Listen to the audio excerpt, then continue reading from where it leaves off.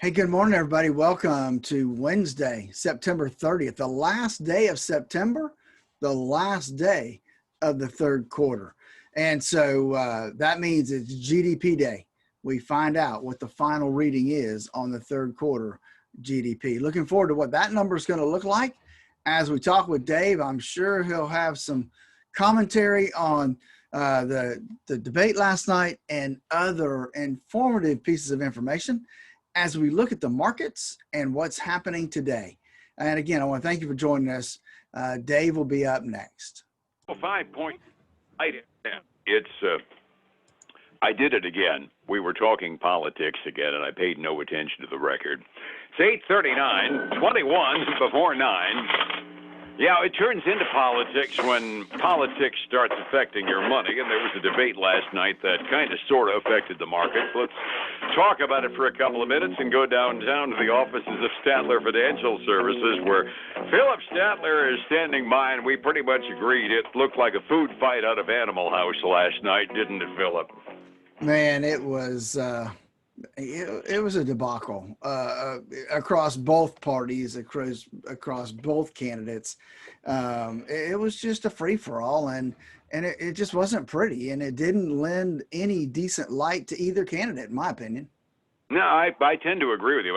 They both misbehaved. I mean, I didn't like either one of them. And my first reaction, truth in advertising, I go to bed too early to be able to watch it live. I watched the clips this morning, though, and got up a little early to do that. My reaction after seeing all the clips and on both sides of the fence was, good Lord, I got to choose between these two morons? I don't like either one. And let's face it, the traders didn't like it either, right? Because the markets futures were really tanking last night and into this morning. Now, we've seen a little bit of improvement, but they're still pretty red. Oh, yeah, it was atrocious. I mean, you watch the futures overnight. We were generally trending upward. Things were looking pretty good. Looked like we were recovering all right after an off day yesterday. And these two started talking. And the more they talked, the more the Dow went down. And by the end of the debate, the Dow futures had tanked 500 points. Now, there's the best editorial response I can think of. Wall Street didn't like either of these guys. Yeah, it was just not pretty. I did see a little headline that said Biden raised $3.8 million in an hour during the debate. So I guess he at least monetarily got some benefit. I don't understand why you'd want to donate to either one of them at this point, but I've kind of made it obvious over the years that I'm kind of impatient with both sides of the political fence, so I guess it didn't change my point of view all that terribly much. We start the morning out, and we're kind of having an unemployment week this week, and I wasn't watching it that carefully. I figured the 30th of September we might not get the unemployment numbers, but ADP did their end-of-the-month figures on the last day of the month, and they say that we added 749,000 private sector jobs last month, and that's good news because it was about 100,000 more than the market expected, I gather. Actually, it's about 150,000 more than what the original estimate was. So that was good. I started watching as soon as that came out. I started watching the futures to see if we get any benefit from that, and we got a little bit of benefit from that. We actually got more benefit, Dave, when the Chicago PMI came out. And so that really had a better trend than this ADP number did. And because it was a significant beat, my guys had it expected to be about a 52 and it came in at like 62. So that was a pretty good beat for them. And so that was good news on the manufacturing front. And so I think that the markets did like that, and they have started looking a little bit better. That's good because we kind of need a recovery after what the politicians did to us last night. Yeah, the Federal Reserve banks in each region put out their own indexes, and they all use different formulas. So basically, if it was better than expected, we'll take it happily, and what the formula is, nobody really cares, right? That's right. I mean, if it drives good news and it drives the traders to positivity, then we're happy. It must be good. Absolutely. The other bit of data dump out of the federal government this morning was the gross domestic product for the second quarter. Now, backing up, everybody remembers the second quarter was when everything was El Stinko at the worst, and the original estimate had us down over 31%. First look was 31.7% down last month. This month, they say it was only 31.4% down. I kind of kissing your sister, but at the very least, the revisions are going in the right direction. They are. They're not much. They're just little tidbits, but you stack that with ADP and with the Chicago PMI, and all those things are helping our futures almost, Dave, get to green. Not quite yet, but hey, if we can get a couple more pieces of good news, we might be able to take these indexes to the green side of the world. Well, that was kind of what we were saying at the beginning of the week. We need some good news this week because a nothing burger week news-wise didn't look like it was going to help the markets a bit. So our Wednesday morning is at the very least doing its job on the good news front. We were chattering before we got on the air, and that was what killed my time frame with the record, as to what the current odds makers are saying of getting anything through the Congress, because that was what was really dragging us down for the first 2 days of the week. Nobody believes Congress is going to get any stimulus going. Any news on that front or read that you've gotten out of the analysts? You know, not really. The only thing I see is I've seen a couple headlines where, Pelosi and Mnuchin are meeting together, trying to work out something. But there's still doubt as to whether the Senate will even pick up the bill, because it's still the $2.2 or $2.4 trillion that they've come up with in this bill is still significantly more than what the Senate Republicans want to pass. And so I'm looking at, I think there's a good chance that the Senate won't even take it up. That's kind of what my fear is in the process. If they manage to get along in the House, the Senate isn't going to agree with the thing they do anyway. So my stinking thinking on getting anything through Congress is probably going to continue. Any other indications this morning that might give us some good news? I didn't have a chance to ask whether we had any financial reports from the companies. We did have a couple things. Well, I only had one really earnings report, and that was Micron Technology, the chip maker. They did have a decent quarter. They beat by 9 cents a share. Revenue beat forecast also. However, they gave lower than expected guidance on the current quarter, and that's partly due because of the U.S. government's ban on shipments to China's Huawei technology. So that is hurting us here, or some of our local companies. And so they're trading down about 3.5% this morning before we get going. That's right. Huawei ends up importing a lot of stuff off of our side of the pond in order to make their stuff and ship it back to us, don't they? Yeah, they do. And there's two other things I want to point out today. Not earnings reports, but Walt Disney is cutting 28,000 jobs from their parks division due to obviously people not being able to come to the parks during the last quarter as much as need to be. And so they're down about 1.3%. The other one that kind of caught my attention this morning was General Motors.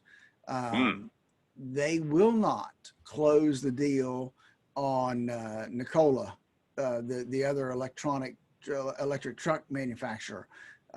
They are still negotiating, but with all the bad press and all the inference of fraud and other things within Nikola, they are still talking, but they have at this point not going to close that deal. And when I looked a minute ago, stockholders kind of like that, or at least the traders like it. They're up about 0.5%. Which kind of is one of those things, but there's always the ding on American enterprise that we tend to think about short-term stuff. If GM hampers their progress in terms of making an electric vehicle, it's an investment that isn't going to turn money for them right away. Stockholders like that fact because they'll keep making those gas guzzlers, right? That's right. Exactly. So, hey, you and I didn't talk much about COVID today. The debate kind of took over, but I saw this and I found this interesting. Denmark is almost at pre-COVID normality. How do we say that word? They've actually have no mask, no social distancing in schools, and they are almost back to where they were before the pandemic started. Denmark is kind of the king of mellow when you get to Europe to begin with. So that's interesting news to hear. Yeah, I thought that was interesting, and I think it shows that those two things, the lack of those two things, can work. Obviously, it's a much smaller ecosystem of people, but if something like that can work there, why can't it work someplace else? Absolutely. I think you first have to get through the shutdown and then release it. And the timing becomes the critical part in the process. I was on Facebook when Governor DeSantis declared us in phase 3. I said, well, I hope it's not too early, but the credit or the blame is going to go both on the governor and our response to the phase 3 opening as to how well this puppy works. And we'll know in about 2.5 weeks. Absolutely. Resetting the table for the morning. It was an off day yesterday on Wall Street. 131 points on the Dow. Doesn't sound like much in the context of 27,500, but it's been down a lot lately, and that's not good news. NASDAQ was off by 32. Standard & Poor's was off by 16 yesterday, and then the politicians started talking, and we absolutely fell like a rock overnight on the futures. 45 minutes before we open, is there any recovery in evidence, Phillip? Hey, we are improving. It is still red, but I mean, when I first looked, we were down over 200 points on the Dow. We are now down less than $60 on the Dow, down about 0.2%. S&P 500 is down less than 0.15, down less than $4, and the NASDAQ is down 0.2%.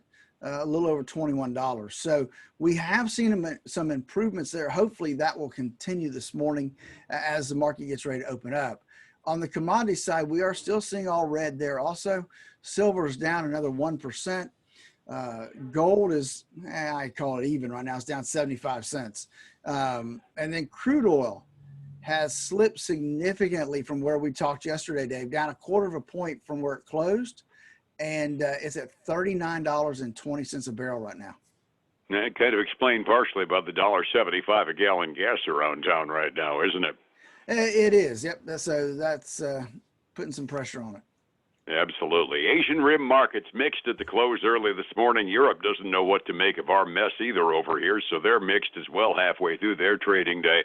Phillip, in a day and age in which a politician opens his yap and tanks your retirement account by 500 points on the Dow, that really means time to control risk.